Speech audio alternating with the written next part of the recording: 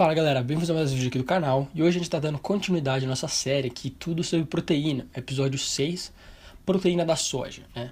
Muita gente havia me pedido nos comentários, né, para nessa série falar da proteína da soja, era o assunto mais pedido, então eu resolvi essa semana trazer esse tema aqui, né, para a nossa série. Então o vídeo vai ser um pouquinho mais longo porque eu juntei bastante informação, bastante estudos e ficou bem legal esse vídeo. Bora começar. Primeiro de tudo, existem vários métodos para você avaliar a qualidade de uma proteína. Um desses métodos é chamado de pontuação química e ele vai avaliar a proteína pela sua quantidade, né, seus níveis de aminoácidos essenciais. E geralmente uma proteína é escolhida como um parâmetro, bem parecido como se fazem no índice glicêmico. E nesses métodos, uma proteína considerada de alta qualidade, né, de qualidade boa, seria aquela que vai suprir os requisitos humanos, né, de aminoácidos. Outros métodos existem, como o valor biológico, o valor líquido da utilização da proteína e a relação de eficiência proteica. O método mais recente e dito como mais ideal para classificar a proteína pela sua habilidade de satisfazer os requisitos humanos de aminoácidos é o PDCAAS, que em inglês significa Protein Digestibility Corrected Amino Acid Score. E nesse método, os níveis de aminoácidos ideais que é usado é o que foi determinado para crianças entre 2 e 5 anos, né? Que também seria ideal, até mais ideal assim, para adultos. E nesse método também é levado em consideração a digestibilidade da proteína, que dá mais relevância ainda para o perfil de aminoácido em dietas humanas. E a digestibilidade seria mais ou menos o quanto daquela proteína vai ser absorvida, né, na digestão. E por adicionar esse fator de digestibilidade, esse método também acabou mostrando que algumas proteínas que antes, em outros métodos, eram classificadas como ruins, né, ou não de boa qualidade, agora foram classificadas como proteínas de alta qualidade. E uma dessas proteínas é a proteína da soja. Então, pelos métodos mais antigos, a proteína da soja é considerada de baixa qualidade. Mas por esse método um pouco mais recente, né, e um pouco mais ideal, que leva em consideração outros fatores, ela é dita como uma proteína de alta qualidade. Mas calma lá que tem muita coisa para ser discutida ainda. Bom, como eu já falei para vocês num vídeo anterior, a proteína da soja e de outros legumes como feijão, ela tem uma qualidade boa, tá? Só que ela tem uma digestibilidade um pouco menor, né, do que as proteínas de origem animal, como eu já mostrei para vocês acho que no vídeo 2 dessa série. Mas estudos mostram que a proteína da soja ela é mais do que capaz de manter os requisitos básicos de proteína para humanos. A proteína da soja ela contém uma grande quantidade dos aminoácidos glutamina, lisina e dos BCAAs também. E em alguns casos, né, como a proteína isolada, feita em suplemento, ela vai ter mais desses aminoácidos do que um whey, porque ela geralmente é fortificada. O maior debate sobre a proteína da soja, e acho que a razão de vocês me pedirem tanto esse vídeo, é o fato que ela contém fitoestrógenos. Fitoestrógenos são compostos que ocorrem naturalmente na soja e vão ter um efeito estrogênico fraco no corpo humano. Isso acontece porque esses fitoestrógenos geralmente vão se conectar com o receptor de estrogênio, mas eles vão exercer um sinal mais fraco do que o estrogênio do corpo normalmente exerceria, né? Então por isso que é um efeito fraco. E o problema com os estudos nessa área é que eles são bem limitados. E tudo depende se a gente está falando de homem ou mulher.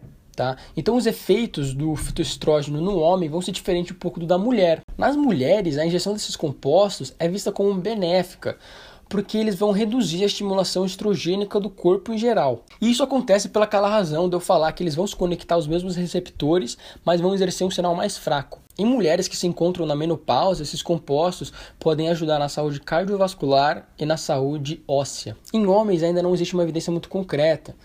Um estudo deu 70 mg de fitoestrogênio por dia para homens e notou um aumento, né, na ASHBG, e seria a globulina de ligação ao hormônio sexual. E esse é um hormônio que vai se ligar à testosterona do sangue e acabar diminuindo os níveis de testosterona livre. Um outro estudo que dera uma quantidade de 40 mg de fitoestrogênio por dia para homens notou nenhum efeito. Então, parece que existe uma certa dose, né, que não vai gerar nenhum efeito negativo nos homens. E acima dela, né, um excesso dessa dose pode ser que acabe provocando efeitos negativos. Na Ásia, onde o consumo de soja e derivados é maior, né, o consumo médio aí de fitoestrogênios é de 15 a 50 mg por dia. Então dá para ver que é difícil você chegar numa ingestão muito alta desse composto simplesmente com uma dieta normal e balanceada. O estudo mais recente deu 56 gramas de proteína da soja para os indivíduos todos os dias e depois examinou os hormônios, né, dessas pessoas. Os resultados desse estudo foram bem diferentes, né? Por exemplo, um indivíduo que começou com a testosterona muito alta, né, bem acima da média, teve uma queda bem grande nos níveis de testosterona. E os outros indivíduos tiveram um pequeno aumento. Mas 56 gramas de proteína da soja equivalem entre 56 até 168 miligramas de fitoestrógenos por dia, o que é uma coisa bem alta. Agora vamos falar sobre alguns outros aspectos. Por exemplo, estudos em animais mostraram que a proteína da soja aumentou os níveis de T4, que é um hormônio da tireoide. Esses estudos feitos em humanos, indivíduos saudáveis, mostrou pouco impacto nesses hormônios. Então, ainda não existe uma conclusão sobre o impacto da ingestão desses fitoestrógenos para homens. Mas seria bem sensato a gente limitar, né, a ingestão de proteína da soja de 20 a 25 gramas por dia no máximo. Como eu já falei, a proteína isolada da soja, ou seja, a proteína da soja em forma de suplemento ou que é usada em barrinha de proteína, etc., ela é fortificada, né, e tem altos níveis de aminoácidos como a glutamina, a lisina e BCAAs, como eu já falei antes.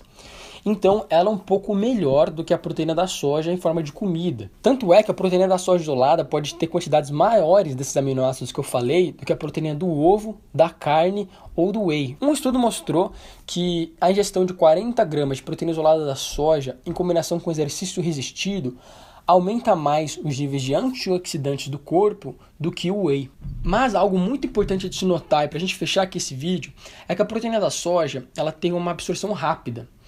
E geralmente ela é usada ali por tecidos mesmo do intestino, né? Então ela não é tão usada pelos músculos. A proteína da soja vai ser usada preferencialmente por tecidos como o intestino, tecidos do trato digestivo, e a proteína de laticínios, né, como a do leite, o whey, caseína, esse tipo de coisa, vão ser usadas mais por tecidos como o músculo esquelético, né, o que a gente usa na academia.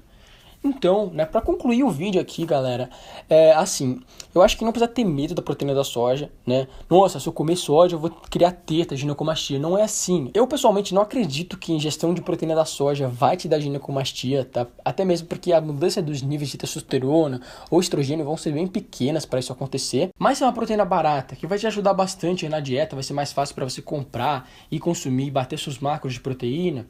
Acredito que tem bastante validez você usar ela sim, mas é claro, limitando, né? Não torne ela a sua fonte primária de proteína da dieta, né? Não coma só proteína da soja. Mas como eu falei, 20, 25 gramas por dia, tá bom. E de resto você usa proteínas da carne, do ovo, do whey, essas coisas, tá? Então é isso aí pro vídeo de hoje, espero que vocês tenham gostado bastante, deixa aquele joinha se você curtiu, e não esquece, são os 3 últimos dias para você comprar o meu livro na promoção, tá? O link tá na descrição desse vídeo, tamo junto e até o próximo vídeo.